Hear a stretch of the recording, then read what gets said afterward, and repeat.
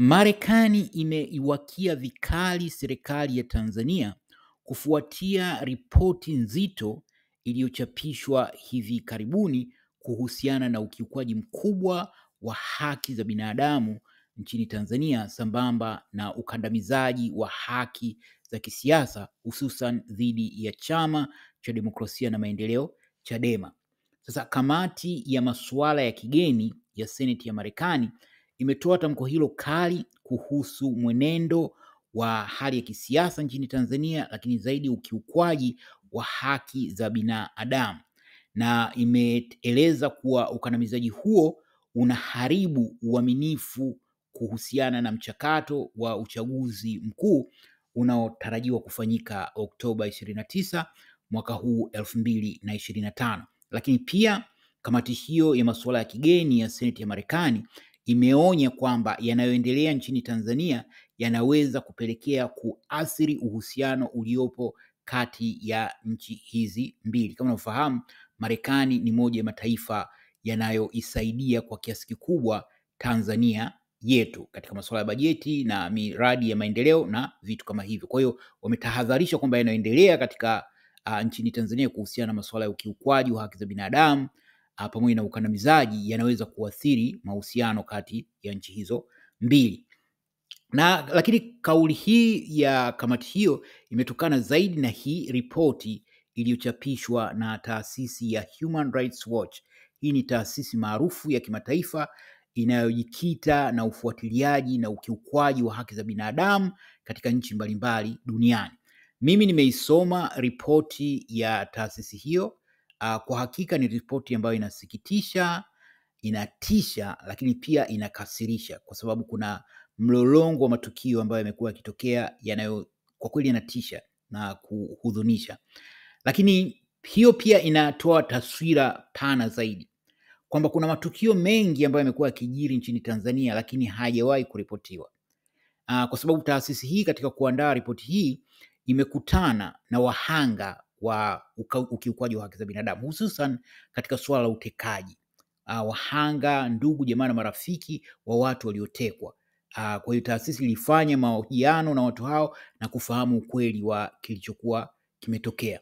Kwa hiyo moja ya mambo yaliyojitokeza ni kwamba japo idadi ya watu ambao wametekwa hadi sasa inatajwa kuwa ni watu 200, lakini kwa mujibu wa taarifa hii inaonyesha kwamba idadi hiyo inaweza kuwa kubwa zaidi, kwa sababu baadhi ya ndugu, jamaa na marafiki za hao waliotekwa wamekuwa wakitishwa. Kwa hiyo licha ya watu kutekwa, lakini ndugu zao pia wamekuwa wakitishwa kwamba wasitoe taarifa zozote, wasizungumzie masuala hayo. Kwa hiyo hii inamaanisha kwamba idadi ya watu waliotekwa inaweza kuwa kubwa zaidi ya hao 200 ambao kwa mujibu wa takwimu za hivi karibuni zinaonyesha.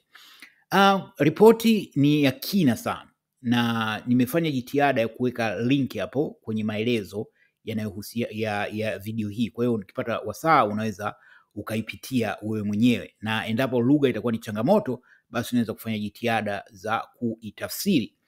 Na ripoti hiyo ya Human Rights Watch ilichapishwa tarehe 29 ya mwezi wa 9 mwaka huu 2025. Kwa hiyo ni juzi tu hapa, na imeeleza kwamba serikali ya Tanzania imekuwa ikiongeza jitihada za ukandamizaji dhidi ya wapinzani wa kisiasa, wanaharakati, waandishi wa habari na viongozi wa dini. Na pia ripoti hiyo imedai kuwa mazingira ya huo uchaguzi wa Oktoba 29 sio ya huru wala sio ya haki, na kwamba vyombo vya usalama vimekuwa vikitumika katika ukandamizaji wa haki za binadamu, lakini pia ushiriki wa kisiasa. Pia ripoti hiyo imeeleza kwamba Tume ya Taifa ya Uchaguzi, hii inaitwa Tume Huru ya Taifa ya Uchaguzi, sio huru na wala sio ya haki, kwa sababu wajumbe wote wa tume hiyo huteuliwa moja kwa moja na Rais wa Jamhuri ya Muungano wa Tanzania, ambaye pia ni mmoja wa wagombea katika uchaguzi. Kwa hiyo ni wazi wajumbe hao uadilifu wao na utiifu wao utakuwa kwa aliyewateua kuliko kina wajibu ambao wanatakiwa kutimiza katika wadhifa walio nao. Pia ripoti hiyo ina maelezo ya kina kuhusu watu mbalimbali, wahanga mbalimbali wa matukio ya utekaji. Sasa siwezi kutaja majina yote ya waliomo katika orodha hiyo, katika ripoti hiyo, lakini baadhi ni pamoja na kada mwandamizi wa Chama cha Demokrasia na Maendeleo Chadema, Mdude Nyagali maarufu kama Mdude Chadema, ambapo ripoti imeeleza kuwa alitekwa Mei 2 mwaka huu 2025 na mpaka leo hajulikani alipo.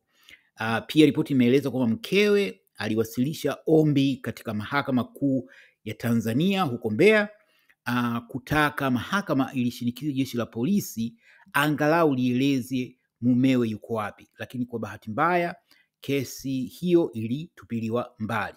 Na huu ulikuwa ni mwendelezo wa mahakama kutupilia mbali kesi za msingi kabisa za kudai haki, kwa sababu kuna kesi kama hii ilifunguliwa na wanasheria kuhusiana na kutekwa kwa kada mwingine mwandamizi wa Chadema Deusdedith Soka mwaka jana. Kwa hiyo wanasheria walitaka mahakama ilishinikiza jeshi la polisi lieleze Deusdedith Soka yuko wapi, lakini mahakama ilitupilia mbali kesi hiyo kama ilivyotupilia mbali kesi ya Mdude. Pia ripoti inaeleza tukio jingine la kutisha la mtu anaitwa Japhet Matara. Wale watumiaji wa mtandao wa kijamii wa X, zamani Twitter, watakuwa wanamfahamu huyu Matara. Ni mmoja wa wanaharakati huko katika mtandao huo wa kijamii. Sasa huyu bwana alivamiwa Juni 16 mwaka huu 2025, alipigwa vibaya sana hadi akapoteza fahamu. Sasa kibaya zaidi ni kwamba alipopelekwa hospitali, nadhani kwamba wao watu walompiga walidhani kwamba wameshamtoa uhai, kwa hiyo kamtelekeza. Lakini baada ya kuchukuliwa na wasamaria wema kumpeleka hospitali, na wale wasiojulikana walipobaini kwamba yule mtu bado mzima, wakaenda katika hospitali husika, na walipoenda pale walivaa mavazi kama watumishi wa ile hospitali. Lengo lilikuwa ni kumaliza kazi ambayo walikuwa sasa wakagundua kwamba hawakumaliza. Awali walidhani kwamba wameshamtoa uhai, lakini baada ya kubaini kwamba bado yuko hai, wakajifanya kwamba wao ni watumishi wa ile hospitali, wakavaa mavazi kama madaktari ili kwenda kumtoa uhai. Bahati nzuri wakadhibitiwa. Kwa hiyo hii inaonyesha jinsi gani hali ilivyo mbaya. Kadhalika, ripoti hii imeelezea kuhusu tukio la kijana anaitwa Sativa ambaye alikamatwa, kupigwa na kunyimwa huduma za msingi kabla ya kuachwa akiwa hajitambui katika hifadhi ya taifa ya Katavi. Lengo la kumwacha katika hifadhi hiyo kwa sababu eneo aliloacha wanasema kuna wanyama wakali, kwa hiyo alitarajia kwamba labda wanyama wangemtoa uhai. Lakini pia ripoti imeelezea kuhusiana na tukio la kinyama kabisa kuhusiana na marehemu mzee Ali Kibao ambaye alitekwa akateswa sana, na katika haya mateso ya mzee Kibao inaelezwa kwamba walimtoboa macho, na baada ya kumuua wakawa hawajaridhika, wakaimwagia tindikali maiti yake. Yaani ni unyama ambao kwa kweli hauelezeki. Vile vile katika ripoti wameelezea kuhusu kutekwa kwa mwanaharakati maarufu Maria Sarungi, ambaye lengo hasa linaonekana la tukio lile hasa lilikuwa kushinikiza kupata passwords za devices zinazotumia simu, kompyuta na vitu kama hivyo, lakini bahati nzuri alinusurika. Pia ripoti imezungumzia swala la makanisa ya Askofu Josephat Gwajima, kwamba mara baada ya kuzungumzia masuala ya utekaji makanisa yake yalifungiwa usajili, na mpaka sasa hivi makanisa hayo yamefungwa. Pia imezungumzia tukio la kupigwa kwa Padri Charles Kitima, na kwamba haya yalitokea baada ya Padri Kitima kuongelea masuala haya ya utekaji, kuzungumzia masuala ya ukiukwaji wa haki za binadamu. Kwa hiyo ripoti inaonyesha moja kwa moja kuna kila ishara ya uhusiano kwamba kilichopelekea Father Kitima kupigwa ni msimamo wake dhidi ya maovu mbalimbali yanayoendelea. Pia ripoti imeelezea kwa undani zaidi kuhusiana na yote yanayoendelea kuhusiana na Chama cha Demokrasia na Maendeleo Chadema, kukamatwa kwa Mheshimiwa Lissu, kufunguliwa kesi ya uhaini, Chadema kuzushiwa kesi ya mgawanyo wa mali, kuzuiwa kufanya shughuli zake za kisiasa, tume inayojiita huru ya uchaguzi kuizuia Chadema kushiriki katika chaguzi, na masuala mbalimbali yanayoonyesha kuwa kuna jitihada endelevu za kuidhibiti Chadema kwa kutumia njia zilizo halali kama mahakama na vyombo vya dola. Pia ripoti imeeleza orodha kubwa ya vyombo vya habari ambavyo vilifungiwa na vinaendelea kusubiri, lakini kubwa zaidi katika ripoti ni kwamba watumishi mbalimbali katika sekta ya habari wamekuwa wakitishwa, hasa zinapotokea taarifa ambazo hao waliovifanya matukio hayo hawataki ziripotiwe kwenye vyombo vya habari. Lakini moja ya jambo la kutisha na la kuogopesha na la kushangaza kwa mujibu wa ripoti hii ni kwamba tovuti zaidi ya 80,000 zimefungwa kutokana na kinachoitwa kueneza maudhui yanayodhoofisha maadili, na wamiliki wa vyombo hivyo vilivyofungiwa wameripoti kutishiwa maisha na baadhi wamelazimika kukimbilia nje ya nchi. Hili linaweza kuwa halifahamiki na pengine ni idadi inaweza kuonekana kubwa. Nijaribu kuangalia mara mbili, tovuti 80,000 ni kubwa sana, lakini kwa mujibu wa maelezo ni kwamba mengi yanayojiri hayaripotiwi. Kwa hiyo kuna matukio mengi ambayo kwa hakika katika jamii hayafahamiki. Huko Zanzibar nako kulikuwa na changamoto katika zoezi la uandikishaji wa wapiga kura. Inaelezwa kwamba baadhi ya watu walizuiliwa, hawakuandikishwa katika upigaji kura, lakini unavyojua chama cha ACT Wazalendo ambacho pengine kilitakiwa kiaongelee haya kimekuwa kiko karibu na CCM, kwa hiyo imekalia kimya, lakini hili litakuwa na athari katika uchaguzi huko Zanzibar.